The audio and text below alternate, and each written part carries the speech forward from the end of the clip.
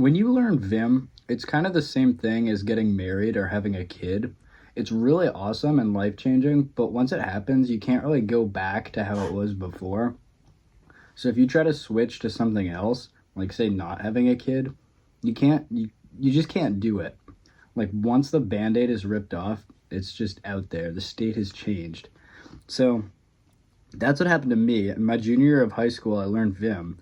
And then we went back to school for senior year, and I had to write stuff in Google Docs, not even Microsoft Office because my school district was broke. And it was trash. So I went to the Chrome Web Store and I tried to find an extension to like give the Vim key bindings in Google Docs, but that didn't exist at the time. Maybe it does now, but yeah, so I just kind of gave up on having that dream until I reached college and I found out there are languages, programming languages, that turn into PDFs. And there's Markdown, that's the basic one. There's LaTeX, and then there's Typed. And I use Typed now. I used LaTeX for a little while, but I wanted to make this video kind of to people who are where I was in high school and they want to ditch Google Docs and use Vim, and I can't blame you. So here's my setup for that. I'm just going to create a blank types file, touch main.type classic name. Open that up. I have a little snippet for MLA formatting that gives me the date and whatever class. Let's say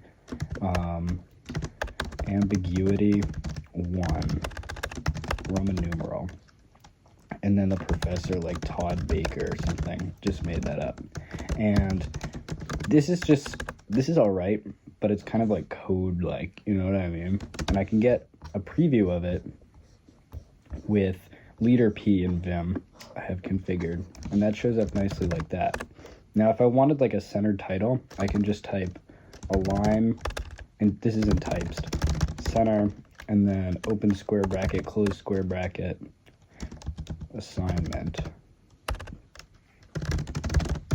Struggling to spell there.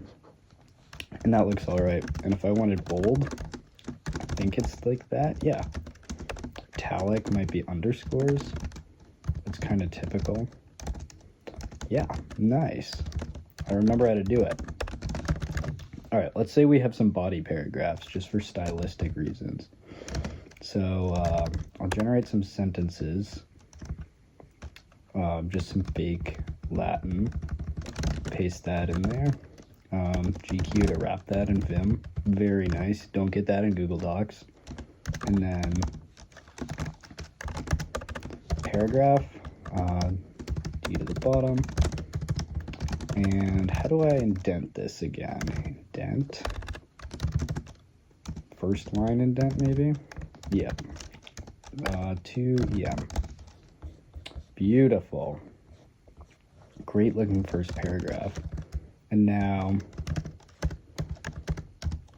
let's paste that a few times to show what like a longer essay would look like.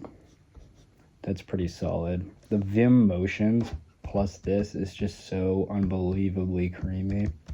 Man, if I had this in high school, probably would have gone to Harvard. Just saying. Yeah, let's see. What else is common to do? Oh, probably like a table, maybe? You can get that in types like this. So if I had a header, another header, in reality, this would be something you'd actually, it would be some like relevant to the class thing, you know, like price and time. I don't know, some kind of table thing. 1, 2, 3, cursor is messing me up. 4. Okay, that's a little weird, but I think that's because columns is set to a weird number. Let's set that to like 2. Boom, beautiful. So there, you could make any arbitrary table. That's pretty nice. If you wanted to export this to a PDF to submit it, I have EP to export it to a PDF. I go like that, open it up, GX, and right there is a PDF. So that's nice. But Google Docs has lots of features, and it has collaborative editing. Collaborative editing, that's kind of where this falls short, because you can only collaborative edit with other tryhards who know how to code a little bit and are willing to use Git if you want like edit history. So that still needs some work. Maybe you can fall back to Google Docs there, but let's not dwell on that too long. This is like an honestly submittable assignment right here. You know, you could add more. Like, what if you wanted some spacing between this? You could spam new lines with double backspace. Oh, single backspace, that escapes it. Spaces between them. There, that looks good. You could also just hashtag vertical to that. Yeah. Or maybe make this 4. You can read all about this in the Typest website. Has documentation for everything. Somewhere here. About Typest.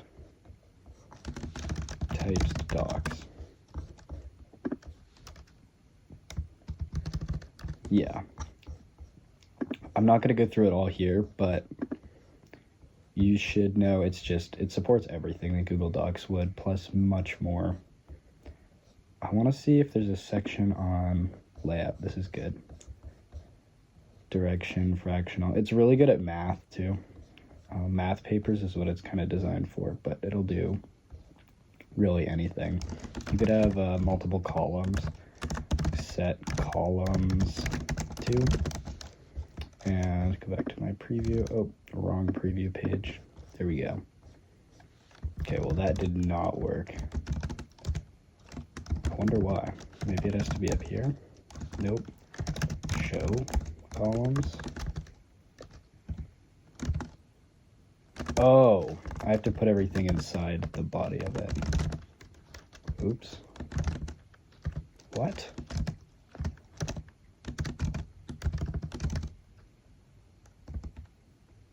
Okay, well that did not work at all. Oh, maybe I don't need the set rule then.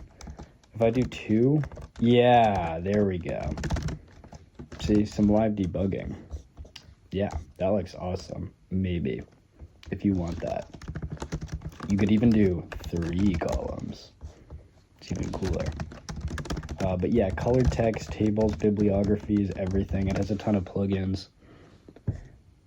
I would totally learn it, because using Vim, it's worth any amount of other learning. Like, I would majorly inconvenience myself to be slightly faster in the short term. Yeah, that's the moral.